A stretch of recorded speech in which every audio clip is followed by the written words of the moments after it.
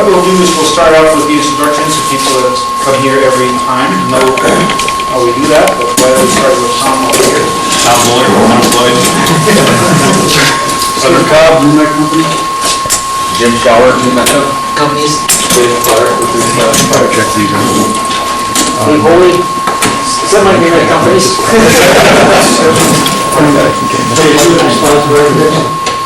Digital. Brian Beerworth, Summit Fire Consultants. Black stuff right here, no stuff fire. Emily Dashville, Mustard Fire. Ken Strand with Marsh. Andrew Hatchworth, Nardini Fire. Chris Andrew with Nardini Fire. Scott Futrell Fire. Dave Littlemeyer, Brothers Fire. Brian Carlos, Vital. Doug Rivers, 3M Company. Phil Walker, Futrell Fire.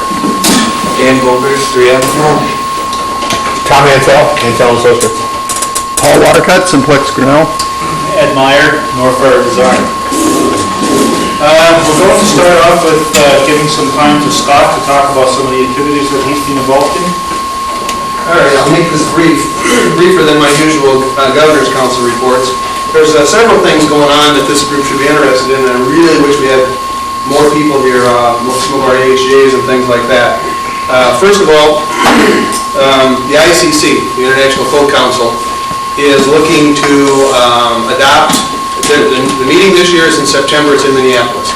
And one of the things on the agenda is adoption of the International Residential Code, which would require single and two-family homes to have, new ones to have residential sprinklers. It almost passed in New York a year or two ago. There was more than 50% voted for it. They didn't get the 2/3 majority they needed. We're trying, I'm on the coalition in Minnesota. We're trying real hard to get that accomplished. It doesn't mean it would be a code in Minnesota. It means it would be adopted into the International Residential Code, which then would have to be adopted in Minnesota sometime in the future. So if it happens in September, it still doesn't become law here until the code process goes on. Maybe Minnesota will never even adopt it. It just happens the ICC is meeting here.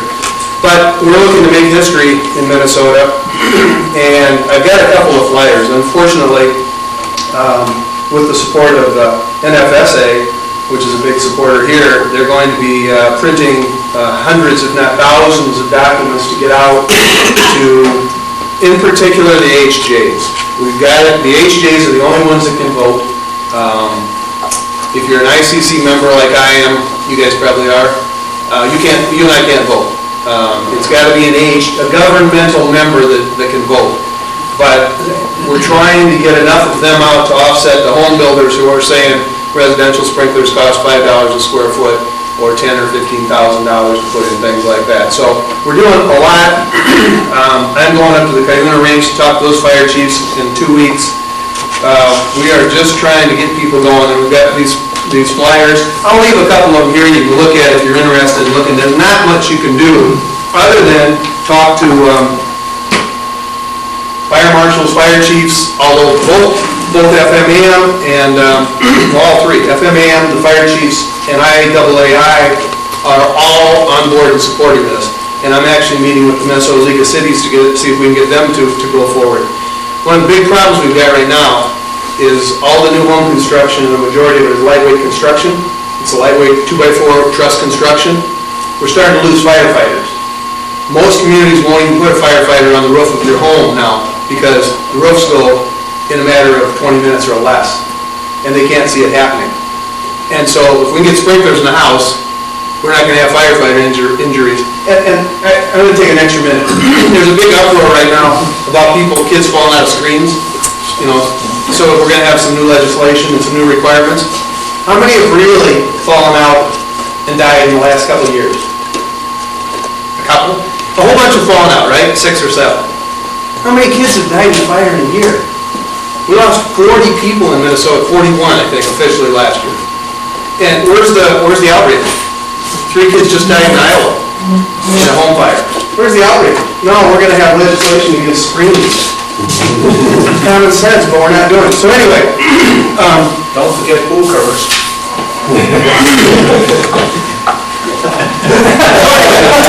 this flyer talks about really what's going on. This one, if you know of anybody in your community that might be interested in this is actually the sign-up sheet so that they could sign up. And this is a big deal, this is a big effort. If you're an AHJ in East Overshoe, they'll actually pay, there are things going on right now where they'll pay for you getting down here to vote. They're not going to pay your salary, but they're going to pay for your mileage, they're going to pay for your hotel room, things like that. There's seminars going on that they're offering for free so that they can get education while they're here, go across and vote. It's a really big deal in September in Minneapolis. Okay, I took a lot more time on that one than I wanted to, but it's really important. Governor's Day at the Fair. This group hasn't really participated in that as a group. We've got individuals that have worked at it each year through NFSA and other venues. I would love to have somebody in this group step up and say, you know what, let's do something, and we can do something as simple as putting a card table out with an SFPE banner and a laptop with the CD that SFPE, that's not it, but SFPE's got a career CD that you can put out there, and it doesn't have to be talking about FPEs. That's what the CD is about, but we can talk to them about fire sprinkler design, fire alarm design, firefighters. There's all kinds of professions that pay really well, and they're all looking for people, but there's nobody in any of the high schools here, or junior highs, talking to the kids about becoming a fire protection engineer. So all we have to do is put a table out with everything else that's going on. If we got 15 people to look at us, that'd be 15 more than we've got now. So I'd really like to see somebody do that. Just a little bit of awareness that we've got a really good career out there in fire protection. And I just mentioned a few of them. I mean, they talk about sprinkler fitters or fire alarm installers. I don't care. Just get them going. Finally, the last thing, excuse me, I'm on the Minnesota State Fire Chiefs Code Committee. And that's a really cool thing for me. I really, really like this. This is a group that meets every year. We meet twice every other month. And it's the group that actually drafts the amendments to the fire code. And a large majority of them puts together the amendments that they want, sends them on to the Chiefs Association. The Chiefs Association then forwards them on, and they work with a large amount of the amendments that will be made. We're actually looking right now at whether or not we might want to adopt NFPA 1 or the International Fire Code in the next round. And we're not sure if we're going to go 3 years like the codes are right now, or if that's too much and we want to go out 5 or 6 years to maybe the next set that comes up. But it's a really interesting process. I just wanted to let you know that's going on. If you've really got a concern about something in the fire code, you don't like the way it's written, drop me an email. I'll certainly entertain talking, trying to hawk it if I can. So that's just something else that's going on that I'm involved with, and I think it's a real interesting process. But if you got any questions on the IRC or know of anybody that might be interested, especially in coming down and voting, let me know. Thanks. Thank you. Next item on the list is going to be Tom and Paul. Most of you probably know that Mike O'Hara passed away last December, and we've been looking at ways in which we can do something as a result of that, and Tom is going to talk about that right now. Thanks, Ed. We talked about this in the last couple of meetings that we're going to set up a small committee to investigate what it would take to do some type of a scholarship fund for FPE students or high school students that are interested in the fire protection engineering world. We haven't decided to do it yet, so we thought we'd just try to get some basic information to see what we're really getting ourselves into. And we located what's called the Minneapolis Foundation. They're in the IDS building downtown, and they basically assist with anyone interested in doing what we're trying to do. And they were just a wealth of information. And we had a meeting with them, a couple of weeks ago, I think. And I want to run through some of the points. Again, we haven't made a decision, but I thought it'd be good just to keep you informed of the information that we're getting. And if there's any feedback in this meeting, please feel free to let us know about it and give us your thoughts and everything. But I thought I'd just put together a real quick status report of, what we've learned There's basically different ways that you can legally give money for a scholarship or a foundation, or not even a scholarship. It could be even for textbooks or anything. I'll start at the most, it's called the Qualified, the Opportunity Fund, and let me just better just run through these. There's a $10,000 minimum that needs to be gathered first before grants can be made. And then the grants can be made to any 501c3 charity. In some cases, they can be made for a charitable purpose without using a qualified charity. That is that you could donate for some purpose, other than a scholarship or something like that. Minimum grant size is $250, and that's, again, if we start out small, we'd be looking at helping someone out with textbooks or anything really. Just it'd be money that would be given, but initially it would be a whole lot of money. Grants could include grant to a college for a scholarship. It could also include a prize or a speaker at a science fair, information to high schools about this career opportunity. So there's a lot of different variables that we can get into. It doesn't have to be a strict scholarship. So that's some of the things that are a benefit in that one.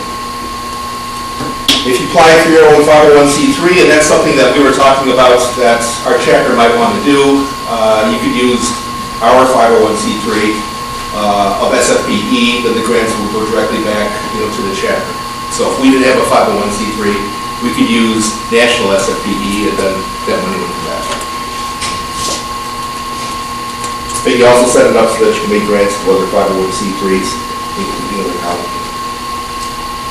That it can be later, it can be distributed to a scholarship fund. Okay, designated beneficiary.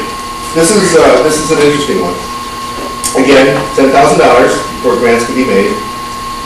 You could select a college, perhaps the University of Maryland, and make distributions to it for scholarships following the parameters that you set. You can reserve the right to change the college or to distribute to more than one college once you have enough money. And again, we just chose University of Maryland because, the one and only FPE program in the country, but they would have the ability to select and choose from applicants who that person would be. In other words, all of that is taken off of our shoulders. They would do that. They would come back and say, this is the person that we recommend, and that money would be turned over to them. College would bear the responsibility to comply with all the IRS rules, including selection from a large enough pool of eligible applicants, avoidance of conflict of interest. It would also be able to monitor whether students actually enrolled and stayed in the program. So, again, those are some benefits. All of that is taken off of our shoulders. University of Maryland would pick all that up. And they do this, I guess, on a regular basis. Scholarship fund. This would involve setting criteria, handing publicity, developing an application form, getting together a selection committee, avoiding conflicts of interest, and being sure to have a large enough pool of applicants to satisfy IRS requirements. It's a lot of work that can be done. Basically, that would be us doing all of that versus what the University of Maryland would do in the designated beneficiary. I know this is a lot of kind of dry information, but I just want to give you a flavor of what we're dealing with and what we found out. Raising money, we talked about that big time. This could involve asking for contributions from members, but also include asking for grants from companies that use our services. We could also go to corporate foundations, operating foundations, national professional groups. Another option would be to hire an actual professional fundraiser. Obviously that would cost us money, but there's people out there that do this day in, day out for a living. Loan program with forgiveness. You could possibly set up a loan program for students and forgive part or all of the loan after students have returned to Minnesota and worked in the field for a period of time. We talked about, going back to the designated beneficiary, where we would select, say, the University of Maryland and say, okay, University of Maryland, you're all the applicants from Minnesota.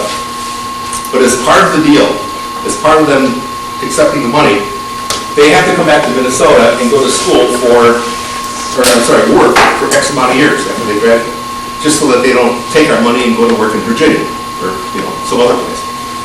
So you would set up a loan program, and after they work in Minnesota for a period of time, then the loan is forgiven.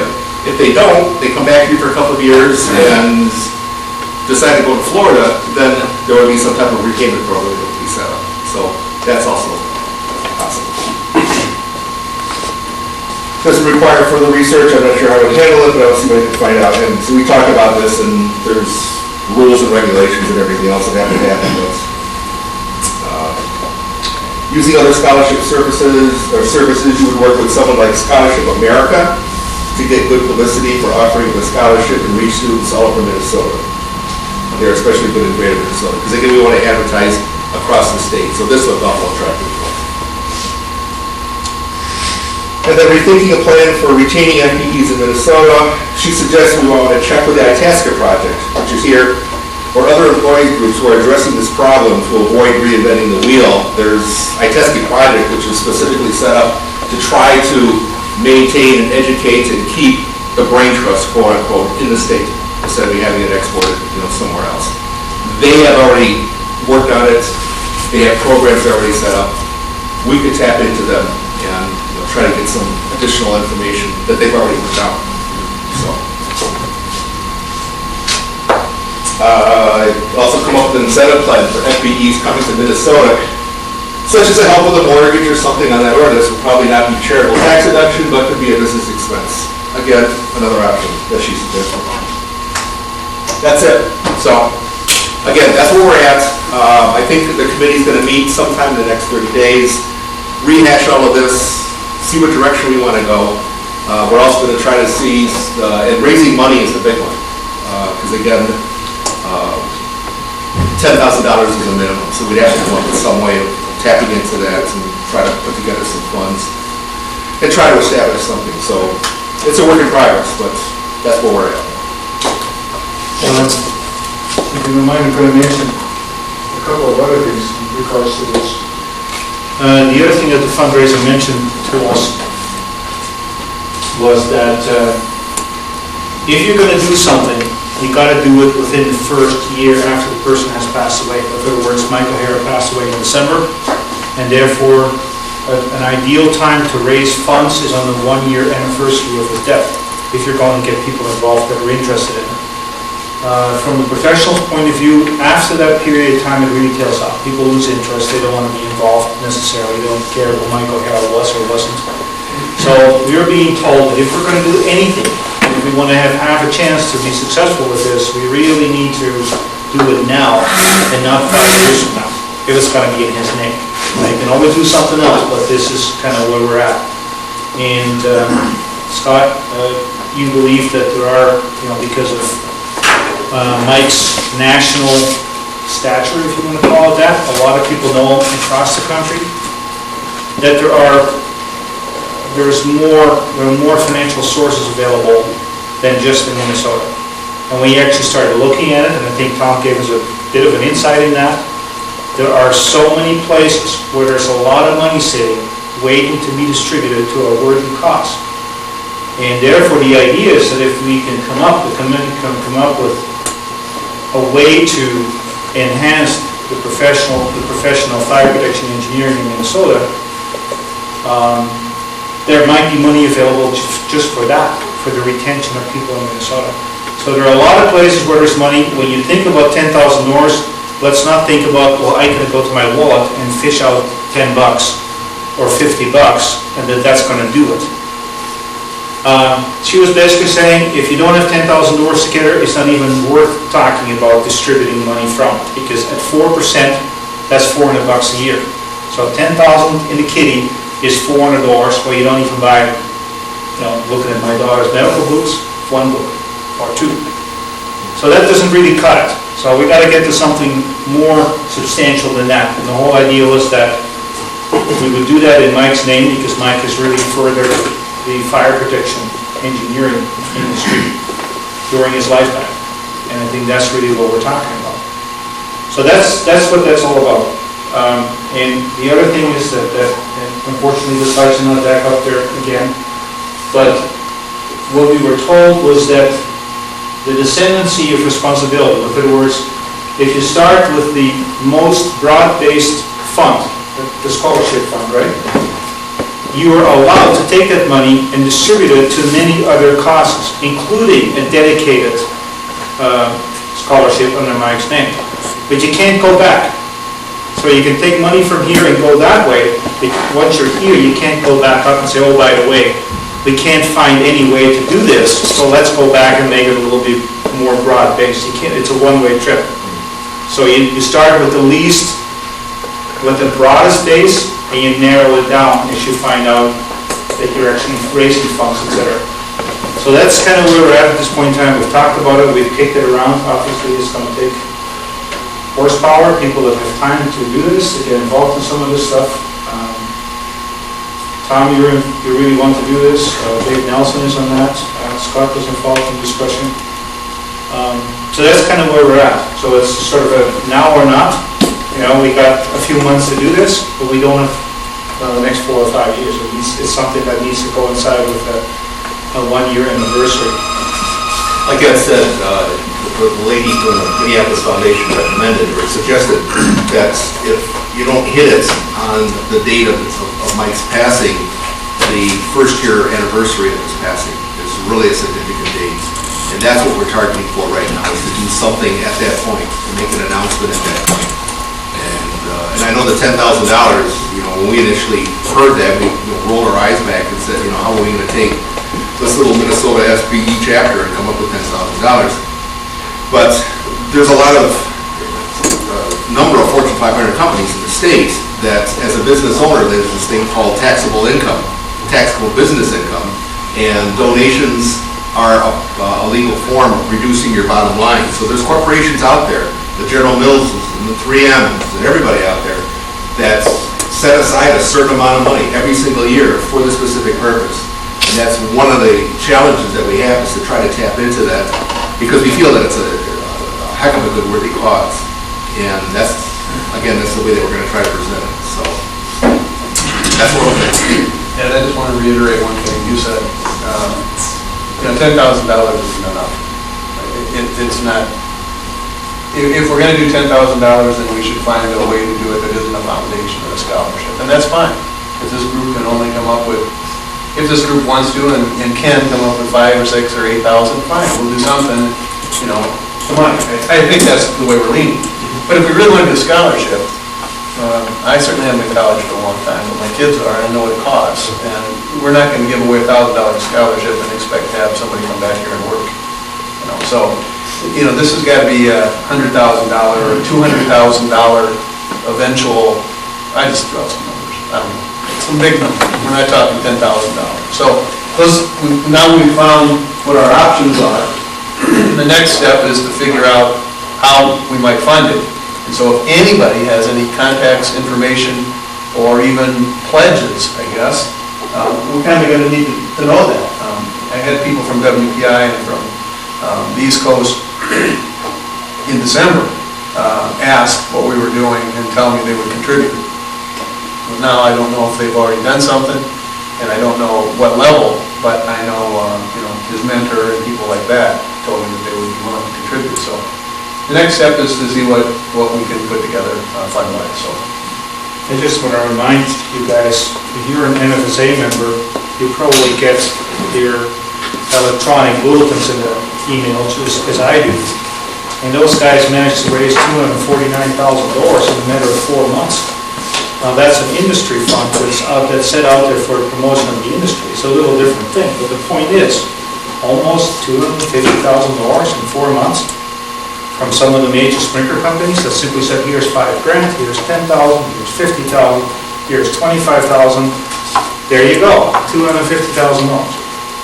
So I mean, it's not impossible. The money is definitely there. It's just how you convince these folks with the money that your cost is as worthy as anything else, or maybe more worthy. They need some of that, a tiny little bit of the money that they have. Next item on the list, I know our speaker is very anxious to get started, but it's not your turn just yet.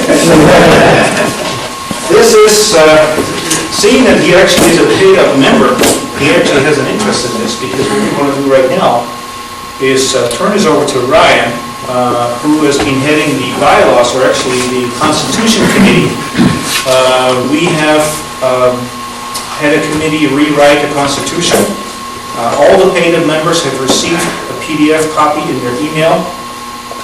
They could have reviewed it. Tonight, we basically have enough paid members here to be able to vote up or down on this thing. I've received 2 email comments, both positive, saying, yes, I've read it, and it looks good to me. At this point in time, there's only 25 members that are actually paid up. I think we have 10 members here tonight. So we have a quorum, and I just want Brian to take it from there. Okay, well, really, that's just it. I guess my point today was to just see, I have copies here, as Ed mentioned, if you're paying member, you already received it. This Constitution, as well as the existing one, basically states on issues like this, it needs to be a paid member that actually has a vote, so that's why we're speaking in those terms. I'm really just here to answer questions about this. If you have reviewed it, if you have questions.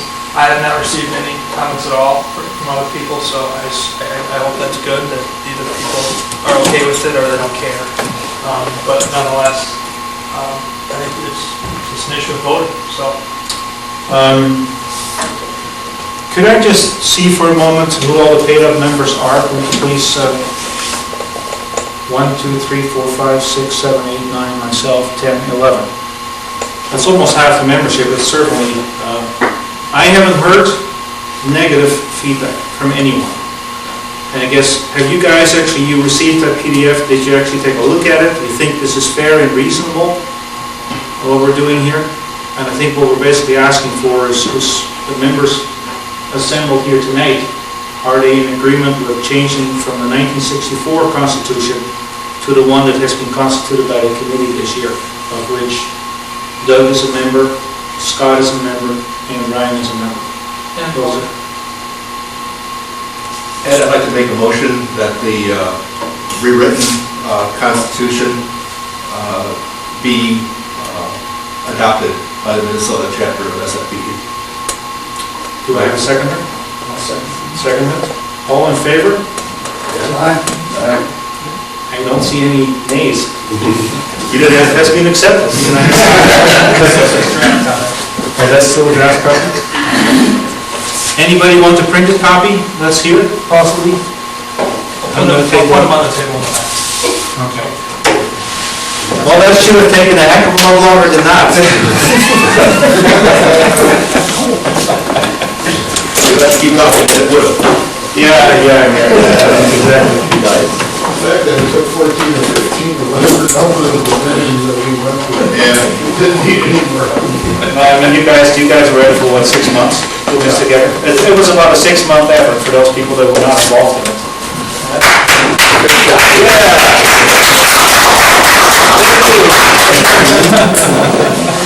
All right. Now we're up to our speaker. I tried to get it to take the words they call him out of his presentation, but he wouldn't buy it.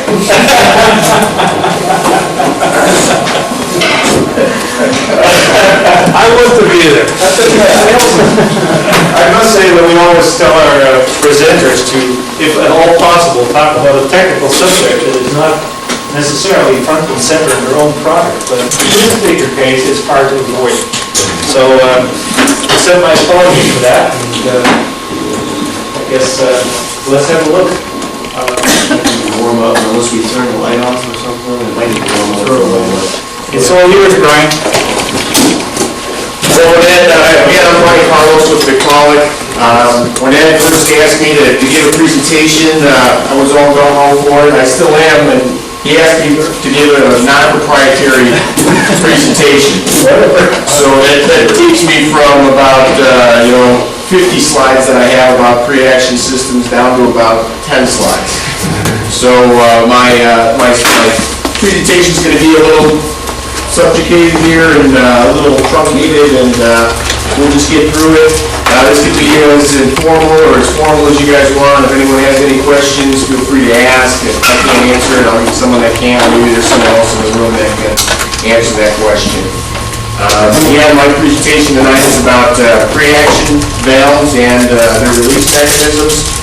Brian, can you Yeah. just introduce yourself, I guess? So for those of us that don't know you very well. I'm again Brian Carlos with Preaction. I thought I did that already. No, I'm sorry, where your office is. Oh, okay. I am the regional sales representative for Victaulic in the fire protection realm. I handle Illinois, Wisconsin, Minnesota, North and South Dakota. The two big markets really that I have are Chicago, which probably is about 70% of my business, and then the Minneapolis, Minnesota area, and as well as some other smaller areas in Wisconsin. So we just recently had Ferguson Fire and Fabrication procure fire fab out of Minnesota here. So they're going to start to carry all of Victaulic products, and we'll finally start to get a presence in the area. I know at one time we used to deal all our products through Gateway, which is a API company, a Viking supply company, Viking Supply Sprinkler. But now we have Fire Fab and Ferguson now, which will be opening up shop and probably turning their inventory over within the next couple of months. Thank you. You're welcome. Pre-action systems. What I'm going to talk about is the different types of pre-action systems. What we have primarily three different types of systems. You have a non-interlock system, a single interlock system, and a double interlock system. Just to get your brain around it a little bit, I know this is probably elementary for some people, but a pre-action system is really a glorified type of dry system. It's just an area where you want to prevent the accidental release of water in an area. And sometimes the water release and the water damage in some buildings can actually supersede and be far greater than any type of fire that's in a building. So where sometimes you're going to have a computer room, you definitely don't want to have the accidental release water in a computer room that's going to damage all the computer components. In a freezer type application, you don't want to have an accidental discharge where all of a sudden the water's going to go through that entire glass freezer, and all of a sudden your entire piping system is frozen up, causing a lot of damage. You have to go back in and redo all that piping. What a pre-action system is a supplemental detection system. Besides your actual fire sprinkler line, there's a couple of different release mechanisms that are going to allow the valve to actuate. Besides your pressurized sprinkler line, you can have an additional supervisory pilot line, which is just another sprinkler system. I call it a dummy sprinkler system that no water would ever flow through. It's just simple sprinkler heads that are aligned right next to your existing branch line of your system sprinklers. What happens with that system is you have a lesser degree bulb in those sprinkler heads. So in instance, if you have an ordinary hazard or 155-degree temperature bulb on the supervisory line, you would have a 135-degree sprinkler line. So that bulb would fuse first before your actual branch line fuses with water coming through your sprinkler system. So again, in the sprinkler system, you're going to have your sprinkler system, and then an additional release mechanism here, you're going to have a pilot line with dummy sprinkler heads, and then or a heat and or smoke detector in the building. Ryan, on that dummy sprinkler head, then, with the 135-degree head fuse, then there'd be the loss of pressure inside that dry pipe, which would come back then as an electrical alarm signal then? It depends on what type of release mechanism you have, if it's a non-interlock, single interlock, or double interlock. And we'll get into that a little bit deeper, that it'll show you what type of detection system that does on that. Pre-action valve. The operation of a pre-action valve is controlled by the event of a flame, which is heat, which is going to fuse that pilot line, a heat detection, which is going to sense the overall heat in the room, which is an electrically controlled mechanism, or a smoke detector, which is going to detect smoke in the system. And then the water maintaining the system is either released again by either pneumatic, which is a fancy Latin word for air, which is your dummy pilot sprinkler line, an electric actuation, which is again a heat, rain, or smoke detection, or a combination of the two.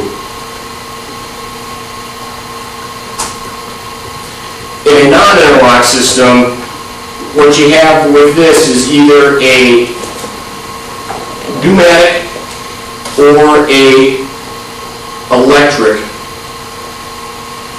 in existence with your regular sprinkler line. So you could have the regular sprinkler line with a pneumatic release, which is going to be your additional sprinkler line system with your lesser degree bulb in there. Or you're going to have an electric release, which is going to be either heat or smoke detector. The difference about a non-interlock system, when either one of those mechanisms trip or actuate, if a dummy sprinkler line actuates, your valve is going to trip and water is going to go through your existing line or your sprinkler system line up to the sprinkler head. Now, in an instance in a freezer application, that would not be the type of device you would want to use in a freezer application, because you would fill the system with water, then that could possibly freeze up and you could have damage in the entire line. I have never actually seen a non-interlock pneumatic release system in all the years. It's probably a glorified type of dry pipe valve. But when you look at some of the costs associated with that, that's probably one of the reasons why. Because what you need in a pneumatic type system, you're going to need additional piping line that runs congruently with your additional system. So you're going to have the same amount of pipe, you're going to have sprinkler heads right next to your other sprinkler head, and you can just imagine the cost that's involved with a pneumatic release type of operation with your regular sprinkler system. But in the event of a pneumatic operation and or the electric operation, when either one of those systems actuate, you are going to trip the valve and water is going to flow up through your system and through your sprinkler heads or to your sprinkler head.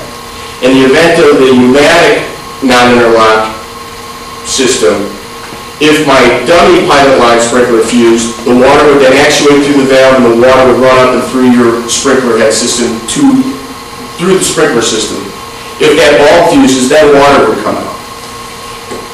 However, if your pilot line, if your actual sprinkler line fuses, your valve would still actuate and water would come out even though your pilot line sprinkler did not actuate. So no matter what happens, your valve is going to actuate and water is going to flow through the system. In a pneumatic electric actuation on a non-interlock system, what they're looking at as a release mechanism is an electric release which pneumatically, it's an electric detection of the pneumatic sprinkler line. So if your dummy line, if that fuses, the pressure in that is going to decrease, and then you're going to have an electric solenoid on the valve that operates and opens and allows the water to flow through your existing sprinkler line. So no matter what happens, if your pneumatic line operates, your dummy line sprinkler operates in the pneumatic application, water is going to flow through the sprinkler system or up to a sprinkler head. And if the sprinkler line fuses, water is going to come out and actually go out and open through that open sprinkler head. In a pneumatic electric application, if your electric deterrent or your say a heat or smoke detector fuses, if your heat detector fuses, your valve is going to actuate and water is going to go into your system, causing the alarms to ring and go up to your sprinkler heads, waiting for that sprinkler head to fuse, and then water will come out. Does water actually, after the solenoid energizes and the flapper opens, does water actually go up into the branch lines? I was under the impression that the water pressure was still being held down in the riser. There will still be pressurized system in that regular line. However, it will allow the clapper to actuate, and by that clapper actuating, there's going to be water that comes up in your intermediate chamber that's going to detect flow in that area. It's going to go to the alarm bell and ring the bell saying that my clapper is open, I do have flow, there is water flowing. Since that line still is pressurized, it may not make it all the way throughout the entire system, but the valve is, again, open, allowing water to go through your intermediate chamber to go to your actual alarm, saying that we do have an open valve, we do have flow, and then if that sprinkler had fused, then you have water going out to the open sprinkler head, correct.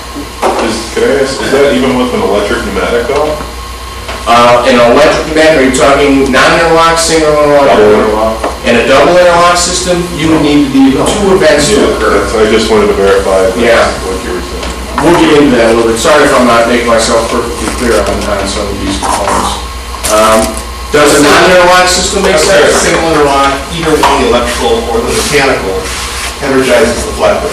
Correct. We'll be But looking at that. you need two things that happen before that flapper will. In a non-interlock system, only one event needs to happen in order for the valve to actuate.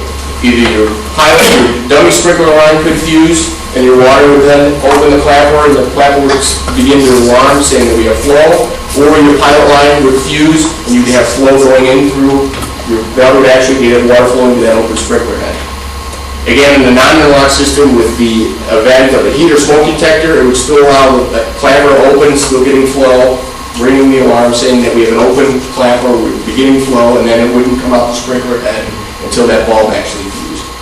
Now, did you say at one point in time that if you have an open sprinkler on the actual Preaction system, that system is also going to trip? I thought we were... In a non-interlock system, I mean, why would you ever do that? I mean, what's the purpose of doing that? I've never seen one. And I'm saying it's just a redundancy in the system.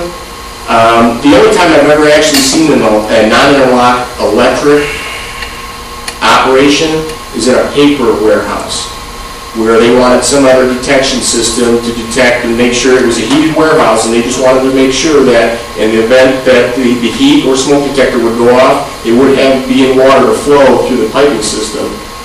And I guess it's cost related. Again, because you have an additional dummy line running along your actual sprinkler line, you're doubling the cost of the pipe and the sprinkler heads throughout the system. Well, we always put in just half-inch pipe with heads and pressurized it. But then under no circumstance, because the whole idea of Preaction is that if you accidentally knock off a sprinkler head, let's say on a conveyor belt, Sure. you don't want any water to get in there. Right. So only the activation of the pilot line actually gets water to go out into the system. Now that would be the application of a single interlock. Yeah, I mean, Mechanism. that's the only thing I've heard. Right. And non-interlock systems are not very common. You think of a non-interlock system, I think of a non-interlock system the same way I think of a dry pipe valve. The same real instance unless you want electric actuation for some reason. Well, I can't see much reason for that. And in all my years, I've only seen one electric release non-interlock system. And I've never seen any pneumatic release. And it's just a preference and I guess a cost barrier. In a single interlock system, you have a valve operation on the event detection only. So what that means, if I have a pneumatic operation or a pneumatic release, same thing's going to occur. I'm going to have a dummy pilot line along with my standard sprinkler line. In the pneumatic operation, this pneumatic dummy sprinkler line has to trip first in order for the valve to actuate and operate, for the valve to open. In the electric application of a single interlock, the electric release has to happen, so you have to have a heat or a smoke detection occur in order for the valve to actuate. So, in a non-interlock system, either one of those systems could go off and the valve would actuate. In a single interlock system, if it's pneumatic, your pilot line, your dummy line, needs to fuse in order for the valve to actuate. And in an electric application, your heat or smoke detector would need to signal the electrical panel in order for the valve to actuate. In the event that in a single interlock system, if your actual sprinkler head line fused, the valve would still not actuate. There would not be flow in the system until your other detector in the system was triggered. So in the case where it's a electric release, single interlock system, you have your branch lines all pressurized with air, you have a heat detector, all of a sudden, for some reason, your branch line fuses, a sprinkler head fuses in your branch line, you would get an alarm on the signal or on the panel saying supervisory air, we have low air pressure in our system, but you would not get flow until the heat or smoke detector was activated. After that heat or smoke detector was activated, that would then allow the solenoid to open and causing flow and water then go up through your system and out your open sprinkler. Clear as mud? Why would the sprinkler head fuse before the heat detector? If the response time index of this... Heat detectors and smoke detectors aren't next to every single sprinkler head. It may be off a couple, maybe 50 feet or 25 feet away, so there is the opportunity for a sprinkler head Just to the fuse. occurrence that the sprinkler had actually used. Or they use Ed's incident where they knock the head off in the racks all the time. Sure, and that's a common occurrence. You see a lot of that in warehouses where they have rack storage sprinklers, and in every single rack, they have sprinklers lined up, and they're laying pallet full of material in that area, and, even though the sprinkler head has a cage around it, there is the opportunity for that forklift to knock into that sprinkler head, break that sprinkler head, which happens all the time. You still get a supervisory alarm at the panel saying low air pressure in your system, but you would not get flow until that other release mechanism happened, your heat or smoke detector, until that valve would then actuate and then go out that open sprinkler head. But the flapper on a single interlock has still open though. It would not open in a single interlock because what you're testing or what you're measuring is that supplemental system. In a single interlock system, you are looking at your heat or smoke detector in an electrical application, or you're looking at your dummy pilot line as your release mechanisms. Your release mechanism is what actually allows the clapper to open. I was confused because I thought I heard you say earlier that in a single interlock system, it was either the mechanical or the electrical would energize the solenoid. That's a non-interlock system. A non-interlock system means either event will allow the valve to actuate. In a single interlock, if it's electric release, it would then look at the electric release of a heat detector or a smoke detector. If it's a pneumatic release, it would look at that dummy sprinkler line as your release mechanism to allow the valve to open and actuate. Your branch line is used nothing more than a supervisory line to begin with. If you hit that sprinkler head and the bulb fuses and you lose air pressure out of that line, it's going to go back to your high-low switch saying that we're losing air in our system. There's something wrong, either we have a fire or there's been a false trip or the sprinkler's been broken, but the water will not release out of that valve until that other release mechanism is hit, either heat, smoke, and or the bulb is fused in the pressurized pneumatic application. So a common place where you would see a single interlock, computer rooms, where there's computers, high volume, power amount, where you don't want an accidental discharge. If the head breaks in there, you don't want that water to go out and spray down and ruin all your computers. You want to make sure that you have that second detector event, usually a heat or a smoke detector, to go off to allow the valve to actuate. You also see it in libraries and rare book areas, some fine arts and museums, history areas where you don't want to detect water damage on any of the artifacts. Make sense? In a double interlock preaction system, there would have to be multiple detections to release the valve clapper. So it could be a pneumatic electric double interlock system where you have your pressurized sprinkler pipe and your electric heat or smoke detector. If, for instance, you get a heat detector and that goes off, you're going to have a supervisory alarm saying that we have a detection of heat or smoke in the building, and it will not trip or the valve will not open and actuate until you get your supervisor or your branch line, until the sprinkler fuses in that area. Once both of those occurrences happen at the same time, then your valve will open and your water will come out throughout the open sprinkler head. In a electric, what this is looking for, it is cross-zone. What that means is your supervisory switch, your high-low pressure in your actual sprinkler line is set back to your supervisory switch, and that is cross-zone at your control panel. So what needs to happen is that is still electrically monitoring the air in the system in your branch lines. So when you get a branch line and your branch line fuses, there's a fire and a bulb fuses, that's going to send the supervisory switch back to the control panel saying we have low air pressure in our system, and then your heat and or smoke detector would go off, and once those two mechanisms are opened or alerted, then the valve would open and actuate. You'll see a lot of double interlock systems in blast freezers or 40 below blast freezer areas where any type of accidental discharge in those areas is detrimental to the entire system. So they want to make sure under no circumstance that they're going to get water in that area unless you have two different release mechanisms happening to get water to come out and open that and through those open sprinkler heads. And then on a pneumatic release, you have both again. You have your sprinkler branch lines and you have your dummy branch line.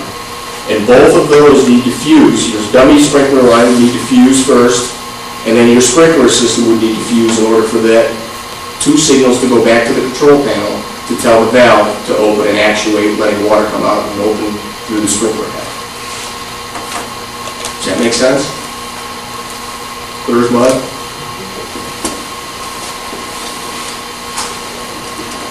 These just have a couple of different of our components on here.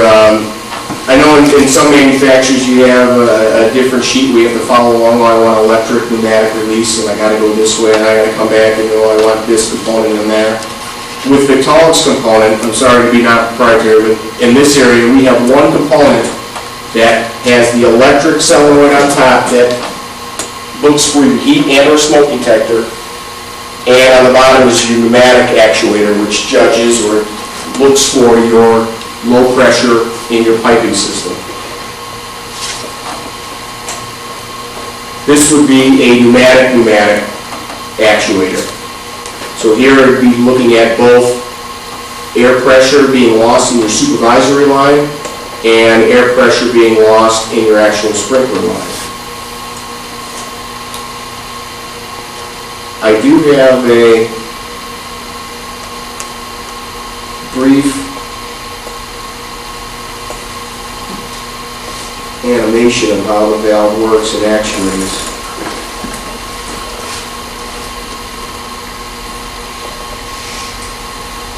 This is our pneumatic electric double interlock valve. What you're going to see first is them opening the fast fill and then the slow fill on your air maintenance device. What you want to watch here are the gauges. Here your gauge goes up to 13 psi. That's all you need to require in our valve. And once they open the ball valve in the back, you're going to get your pressure in the backside on your electric release and on your pneumatic release here. This is the pressure in the backside of your diaphragm. You open your control valve on the bottom. First thing's going to happen, you're going to get a heat detector. What's going to happen here, you're going to drop that. Your electric solenoid's going to open, allowing only one other release mechanism needs to happen, which would be your sprinkler head. Once that fuses, you're going to lose the air pressure in purple out of your system. Once that gets down to 7 psi, you're going to open your clapper, and the water's going to come out and open through your open sprinkler head.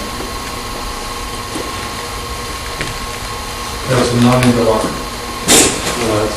That is a double interlock pneumatic electric. What we had first was Well, you had the water coming out of the same system that you had the air escaping from.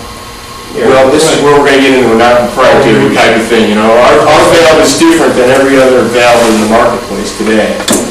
We have one component, those components that I showed you that have either the electric release and the pneumatic release included in one component. Both of those are judging both of these different release mechanisms. We don't have to do all this extra trim and add all this extra components on our valve. So what you were saying is that the air escaping from the sprinkler is simply supervisory air in the system. The air that escaped from the sprinkler head was a supervisory air in the system, which is then cross-zoned at your control panel. That was the purple stuff. Yeah. So what we have, I'll walk through this, I'll start this demonstration once again, but here you have your heat detector, and here you have your sprinkler head. What's going to happen first is you're going to fill up your system with purple and air. You're going to fill up your sprinkler head and your branch lines all with air. Once that, we only need 13 pounds of air in our system, which is different than any other valve. We no longer have a differential in our valve whatsoever. It's just simply 13 pounds of air. URL and FM listed to hold back and up to 300 pounds of water. So what happens first is you air up the system. Next thing you do is you're going to open your ball valve in the back on the bottom, which is going to take your system side city water pressure beneath your control valve here and it's going to come out in the back and fill up the back diaphragm, which is going to mechanically lock that clapper closed. So what happens is when you fill up your system in the back here, you're going to get this water pressure. This pressure gauge here is going to measure water pressure, as well as this gauge here is going to measure water pressure on the backside of your diaphragm, where this pressure gauge is just going to be holding the pressure on the same pressure in your gauge, but that's going to be released by your electric solenoid. Your electric solenoid here is going to be released by your heat or smoke detector. Our electric solenoids are normally in the closed position, so when there is a detection, that opens that orifice area, allowing the water to escape out that orifice, which will then wait for your second mechanism to, I guess in this case, the sprinkler head to fuse, and then to deplete the air pressure in the system, which will then allow the valve to open, actuate, causing both your heat and your smoke, or your heat detection and your sprinkler detector, both electric and then pneumatic, to operate, and then letting water go out through your entire system.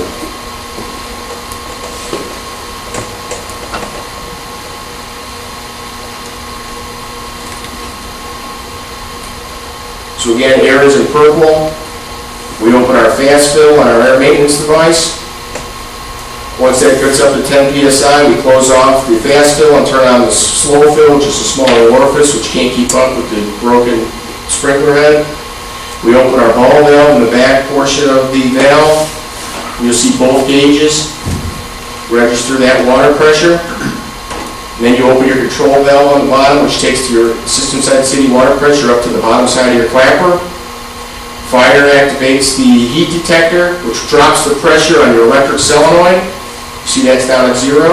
The next thing that happens is your heat then fuses your bulb, and your bulb fuses, which will deplete the air pressure in your sprinkler system. Once that hits 7 psi, then your valve opens and the water comes up and out through your open sprinkler head.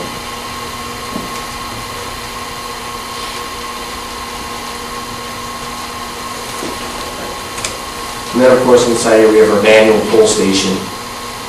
In the event that someone sees a fire and only a heat detector went off and there's no means for them to run and get the extinguisher and put the fire out, they can just roll over to the valve and actually pull the manual pull station, and that will dump everything, allowing the water to go out the open sprinkler head. Yes, sir. If they, somebody decides that they want to put 30 psi air pressure in there, Yep. does that delay the operation of that valve? You can put as much air pressure as you want in the system. What you would need to do in an event like that is go with an accelerator. You didn't put the accelerator in. It would delay operation of the valve? It may. Depends on the size of the system. There's a lot of variables that come involved with that.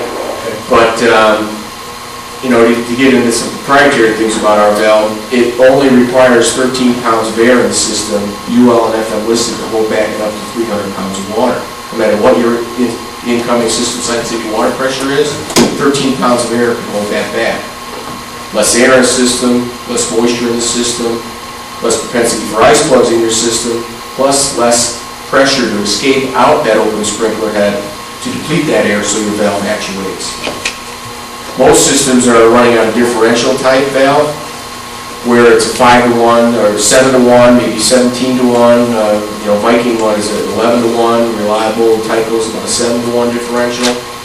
So people are normally accustomed to putting 40 to 50 pounds of air in the system just to keep that higher pressure on top of that clapper, keeping that water pressure beneath that clapper. So they have to add more air pressure on top of the clapper to keep that clapper closed.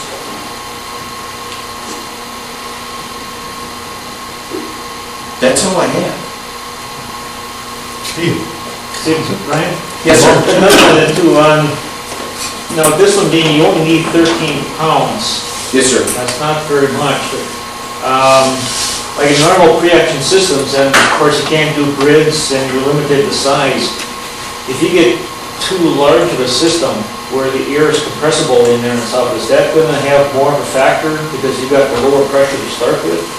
Well, what type of size system are you talking about on that? I mean, we'd have, you know, anything over 750 gallons, you're going to need at least 2 different valves in those areas. Right. I just wonder if this one has any more restrictions on than a normal NFPA says for a pre-action system itself. No other restrictions. I'm not sure if I understand your question wholeheartedly. And I'm just wondering, because you've got the lower pressure, if this is more sensitive, like that, so to larger systems, or if it wouldn't make any difference for that? No, it doesn't make any difference. Doesn't make any difference. I mean, basically, the diaphragm chamber is keeping it close with a pin, so you don't even need 13 pounds. Well, you still need, there is a low-pressure actuator in the back, which is the brains of our unit. If you want to think of our valve having a differential in it whatsoever, it's happening up behind the valve itself. It's not happening internally inside the valve. There's a component in the back that actually is a differential inside that component, which I don't even know the math on that, but it's just 13 pounds of air in the system.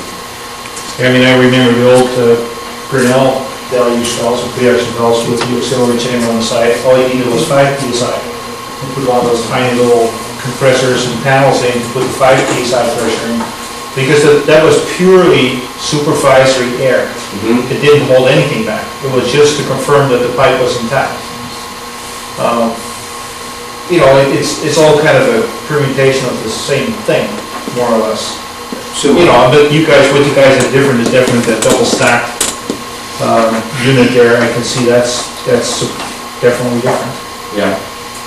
But, all right, do you guys have any questions, any other issues? Yes, sir. Is it pretty typical that there isn't very much of a price difference between single interlock system and a double interlock system, and that's why I'm very familiar with the fact that we do all double interlocks. Yeah. We very rarely do singles even, because they get twice, or they get more protection from a double interlock than they do a single, and there isn't a whole lot of price difference. Well, again, you know, when you're looking at double interlock systems, if you have the pneumatic type release, you eliminate the need for a control panel altogether. So you'll still get your supervisory, your low air, your supervisory alarm or your flow alarm will still go to a panel, but you don't need that additional release type mechanism because they're both going through your pilot line and your branch line. I mean, you're saving a lot of money there by eliminating... By eliminating the panel, yeah, you can save a lot of money in those applications. There's really not a lot of difference in money between a non-interlock system and a single interlock system. Those are very comparable in price. Double interlocks. How about a single with a panel and a double with a panel? Those are A single with a panel and double with a panel, the double's going to be more money. But not a whole lot. Not a whole lot more, but it will be more. Again, it depends on what type of hazard you're trying to protect, what type of dollars are involved, what the owner is going to buy off on. It's all liability issues. So if they want to buy into a single interlock, you specify as well, then you got the sign off on it. Well, most owners do not know the difference. You have to explain to them the cost differences in most cases like that. I mean, most of the time, our pre-actions that I've been doing, that's just a backup to a gas system, an FM200 system. And by that time, we got problems with all the gas doesn't put it out. And when so water's not going to do much more damage. When you're doing that, you're actually using the clean agent detection system to also affect. You're using the same detectors. In other words, you're only putting one set of either smoke detectors or heat detectors in the room, and you're having it so that 2 detectors have to go off before anything happens. That's going to trip the gas system, and at what point in time do you then also trip your pre-action system? What do you have for that? The head has to go off. Typically, Oh, okay, so you have 2 functions for the gas system, and if that still gets hot, then the head simply trips, and that's all there's to it. Well, it depends. A lot of times the gas systems might have their own detection system too. Yeah, that's what I meant. What do you usually do there? Gas system separate? well, I just could add to this. When in data centers where we install a clean agent system, and there's also a pre-action system, you could also own the smoke detection regardless of whether that's spot type smoke detector. Right, because of the clean. Or the type high sensitivity detectors or any combination therein. When we energize a releasing solenoid on the clean agent system, you're also energizing the pre-action releasing solenoid. But if that's a true double airlock electric pneumatic sprinkler valve, you know, you still won't get that clapper to release until you have the sprinkler head fused and the air pressure's relieved. Yeah, so you're basically not duplicating. One to the pre-action release. When you use the VESTA system, do you cross-zone the VESTA system also, or do you just wait for a Fire 1 on the VESTA system? Basically, you can set those smoke obscuration levels to whatever you want, so the first alarm is a much more sensitive level than the release level. The standard release level that we use on VESTA detectors, if we're doing release of a clean agent system just on VESTA detection, is about the same smoke obscuration as. So you use your pre-alert 1, your pre-alert 2 is one of your cross-zone. Yep. You don't have fire as your second. You just use two of the relays on it, you can program those alarm levels, and they just input into the detection. Because the VESTA really doesn't cross-zone. But you are picking up two distinct separate signals, and we, in some instances, you may see customers or engineers request that spot type smoke detectors be crossed off VESTA for release of the clean agent system. You not only need a spot type detector, but you need a VESTA detector to be an alarm simultaneously before you energize the clean agent system and the pre-action release system. I'm going to think of one more thing is that, what if you hit the abort button? We're going to abort the whole thing. How far does that affect the pre-action system at that point in time too? The abort button does not stop. Well, There's a 30-second discharge delay. Clean agent system from discharging.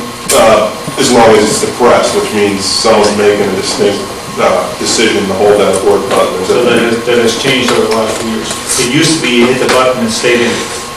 As long as I can remember, NFPA 2001 requires that abort button. I guess I'm too old. I installed flight systems way back when in the 70s. But as soon as it's not depressed, it continues its 30-second countdown. There is a 30-second discharge delay built into clean agent systems. That's also an NFPA requirement. But at the end of that delay, the system with the solenoids for both systems, if there is a pre-action system, and if the clean agent system control panel is also releasing the pre-action system, they would both be energized simultaneously. You could also, with other types of suppression control panels that are out there, if it's an addressable panel, you could also install separate heat detectors that could be used just to release just the pre-action system if you wanted to do that. How much money do you want to spend? And then you'd release the clean agent system on a smoke detection alarm, and the pre-action sprinkler system would not be energized until heat detection went into the alarm. All right, nothing else? It's 8 o'clock magically. It's amazing with all this going on. We had a very brief presentation. That's a long drive. It's a long drive, but short flight. You get like too many slides? If it was proprietary, we could go on and on. Oh, well, we'll have to do that next time. We don't have to be that careful. All right then, well, thank you very much for coming out, and thank all of you for coming out. Next month, we're planning to go on site. We're looking to go to the, Ken, help me out. St. Paul. Still here, is he gone? St. Paul Company. The St. Paul companies, they have their fire protection lab in the basement of the building, and we're going on a tour. We've done that quite a few years ago. A lot of people haven't been there since that time, so we're going to do that again. Thanks very much for coming, and thank you very much for coming. So, burn lab?